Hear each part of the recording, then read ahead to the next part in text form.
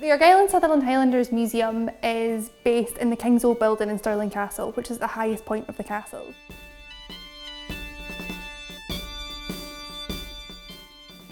Before the redevelopment, it was a relatively, what you would think of as your typical military museum.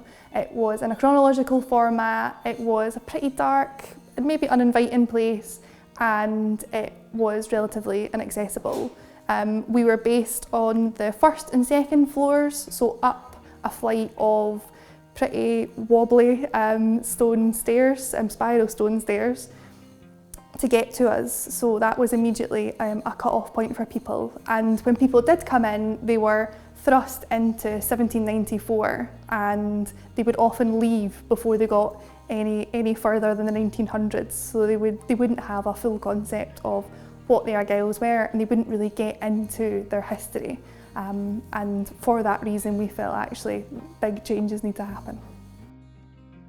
So before the redevelopment, our education programme was fairly straightforward, it was fairly basic, and as part of the redevelopment we wanted to ensure that as many people engaged with the museum as possible. Unfortunately, our location is fairly inaccessible. We're at the top of a castle, at the very top of the hill at a castle. There's lots of cobblestones. It's not the most accessible location.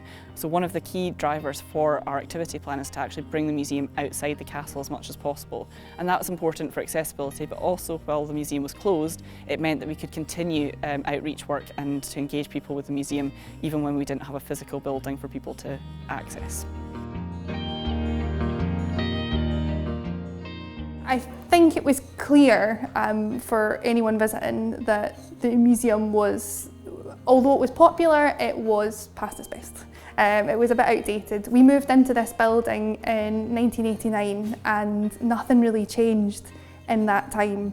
And it was a combination of this, the change in audience and the removal of MOD funding in 2011 that really made our trustees stop and think, maybe the museum isn't going to be the museum in its current format isn't going to be workable for the future. It's not going to be sustainable. So as part of that, the trustees initiated a series of feasibility studies to see whether a redevelopment was the right way to go. What could be done? We are situated in a 15th century building, so we are really limited on the work that can be carried out and the big changes that can be made. So it was really to try and figure out, could the changes we want be made, and if they could they be done in the way we want to do them. So there was an interpretation committee set up and a redevelopment committee set up, and that was led by a project director who oversaw the full process, which actually began in 2015 and is still kind of ongoing. Although the major redevelopment and building works have been completed, we're still working on the plans that we made as an offshoot of the major redevelopment. So our activity plan and our sort of forward plan for the next few years to try and see that we've got this shiny new museum. What can we do with it? How can we maintain the audience that we have? How can we grow our audience and provide something for communities like the veterans of the regiment and their families? So, as part of the redevelopment, one of the things we were aiming for was a better relationship with historic Scotland. Well, not so much better, but a closer relationship. So, as others may have said, we've got a partnership agreement in place now, because the museum has always been part of the castle format, but it hasn't really been fully integrated.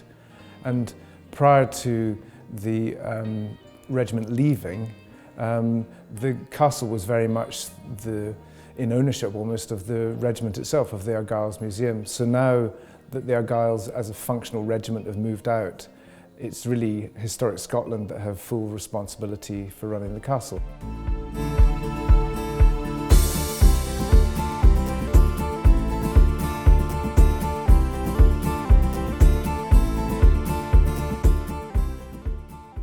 The biggest challenge of the redevelopment was working within a 15th century building, a 15th century scheduled monument, which meant that everything that needed to take place revolved around copious amounts of paperwork, even from the smallest hole that you wanted to hammer into a wall, that wasn't getting through easily.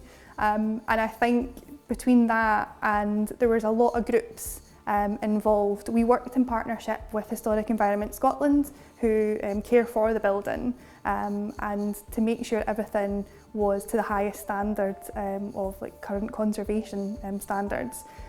Everything was looked at with a fine-tooth comb, and as a result that caused a lot of delay and a lot of setback to what was already going to be a very ambitious timeline. We closed to the public in August 2018, and we intended to reopen after major building work within 9 months in June 2019. And I think at the time we all knew that was never going to happen. So it was pushed back optimistically to December 2019 and then Easter 2020.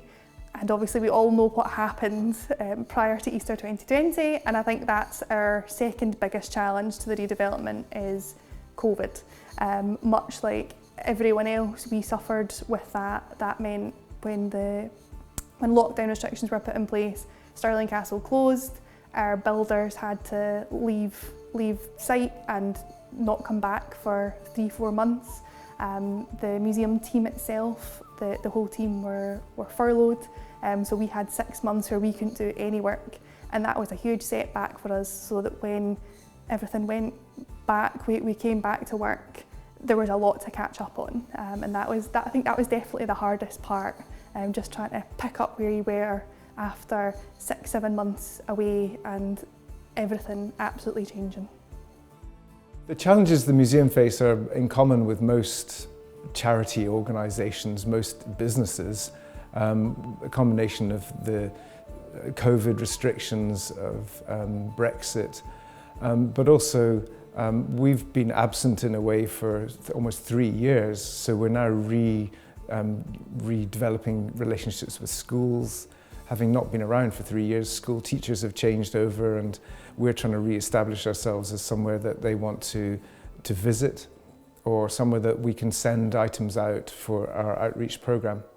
So of course, when we didn't have a physical building, it makes life a lot more difficult. You need to find new and creative ways to try and interpret the collection without having a physical space. So to bring it outside into a different environment, to take it to libraries, to take it to schools, to take it to community events, and all sorts of other locations. So it just gives us a chance to bring the story out of the castle as much as possible and to engage with the people that really know who the Argylls are.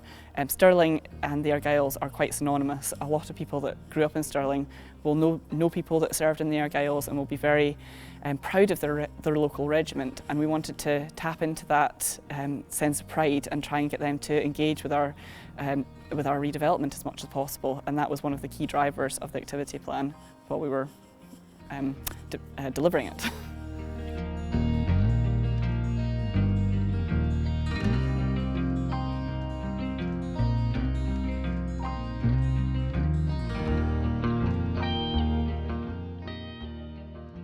So the museum offers a vastly improved visitor experience now. Our spaces are lighter and brighter, and they're much easier to move around. One of the biggest changes that we made was to introduce a thematic approach rather than return to the chronological approach.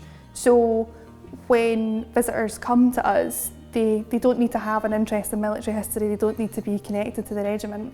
They can come in here and find something that appeals to them. For example, in one room you can go from the world's oldest football medal to an outfit worn by the Queen to an action man. So we've got loads of variety that you don't necessarily associate with a military museum, and it's just sort of more obvious to our visitors now. One of the biggest benefits of the new museum has been the improved conditions that it's created for our collection. So we have 2 new storage spaces and a new workroom, which means that we can work better, we can work more safely with our objects, and each object has more space to breathe, I suppose. The conditions are less cramped, and therefore it's much better for the items in our care. And even within the displayed collection, each item now has its own bespoke mount in each case, so we know that once it's in there, it's got the absolute best, it's in the absolute best conditions that we would want for our item. So, there's quite a few things I like about the museum. I really love the fact that it's not done chronologically. So we don't start on day one of the Argylls and then work through to the modern day. There's a degree of that, a degree of chronology, but actually it's built on sort of social structure and the values of the Argylls and also a Scottish regiment. So in fact, my favourite place in the museum is this room that we're in at the moment, which is the spirit of the Argylls. So it involves the sort of royal patronage of the regiment, it involves the music, particularly the pipers that were a key part of the regiment in battle as well as in peacetime, and also some of the other aspects that relate to the fact it's a Highland regiment. So they were very a close-knit community, and they had a great reverence for the church and various other things. So I love the fact that the social aspects of the museum are really shown very well. So the items we have here are quite historic and have been part of some of the history's big events. So to actually be in the museum and explain these to people, it enriches their experience, and I really enjoy it because they get a lot more out of it as well. And sometimes you get ex-Argyll soldiers who want to sort of come round and see the medals and things like that, and you can show them that sort of thing. And also speaking to the other volunteers who are very knowledgeable and have actually served with the Argylls as part of their military service, and they've got numerous stories to tell, which I find really interesting.